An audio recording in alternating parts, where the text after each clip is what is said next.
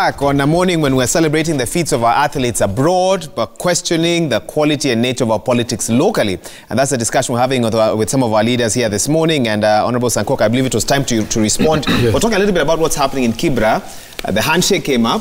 The economy has come up as well. I don't know which of those you want to tackle. First of all, you know, today, Waiga, you have put me speed governor because my senator, whom I respect so much, is here today, and you know, we are from opposite sides. So today I will not talk much. But let me just, with due respect, respond to him on the issue of the development record that he had as Jubilee, that he is giving credit to the Nusumkate government.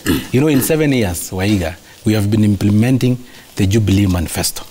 But it was unfair for him to give credit to an amorphous political NGO in the name of Nusumkate kind of arrangement that was busy asking about Choi Koapis, Unini Koapis. So I think it was a bit unfair. This is a Jubilee Manifesto being implemented. Credit goes to Jubilee. When we leave office... Although, is it fair to have called the coalition government amorphous? But of course, that was what it was. It was a coalition that nobody knew. It was about what? Anyway, let's go the issue of the Kibra by-election. As my colleague here have said, as Jubilee, we believe it is victory to democracy. That somewhere that is purported to be the bedroom of our bitter rival, we have now entered there. And we are campaigning there. It is a victory to democracy.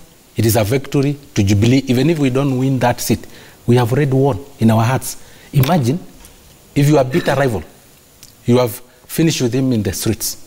You have finished with him in the compound. You have finished with him in the sitting room. We have finished with him in the guest room.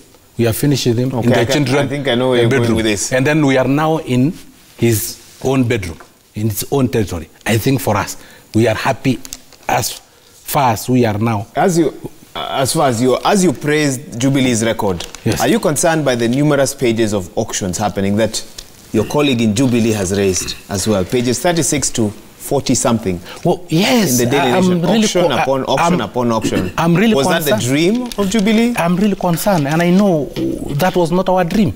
But the government, maintaining the government, the wage bill have just become too high. We have BBI, we have to pay those people salaries, we have to pay their allowances. We have also the opposition political leader who sworn himself as a people president. So he believes he's the reason for this. So we have to pay for his allowances, we have to pay for the Cheska, we have to pay for the science. No, Honorable Sankok, no, it is true, it is true. What's the correlation? How are you linking those two? I'm linking because, you know, also we have to get money to do some works. Okay. But if then the wage bill is too high, where do you go? Development projects.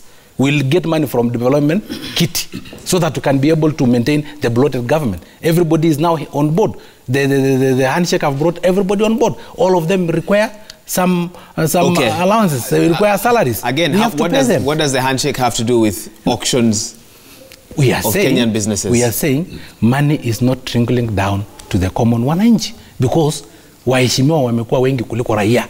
In Kenya, we no longer have a loser. Everybody is a winner.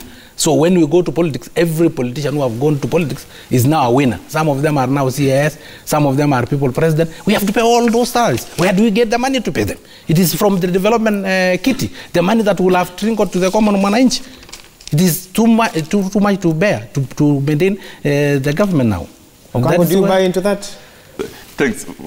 I was saying, nominee 001 said I'm a bad examiner. But he has just proved that I'm the best examiner. Because when I give this government D-, it is true. He has complained of auctioneers. He has complained of the wage bill. He has complained of the huge amount of money, huge sums of money that is going to individuals. That is the spirit that came with Punguza Mizigo. Because we saw this happening and we brought in a solution. But I want to say something. The economy of this country is suffering, not because we don't have resources, but because our priorities are not in the right place. Mm-hmm. We have made priorities that do not really solve the issues of the common man down there. And these priorities have come with a burden. That burden is in terms of paying salaries to the members of parliament.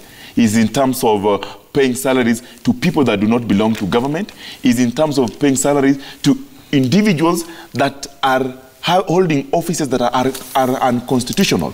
And look at it this way. The mama mboga at the village, who depends on the money that nominee 001 earns to go to the market and bring more mboga so that the entire community can feed, is not getting that money anymore, because nominee 001 no longer has that money to spend. Why? Because it is not trickling down. I agree with him on that point. Now, here is the issue.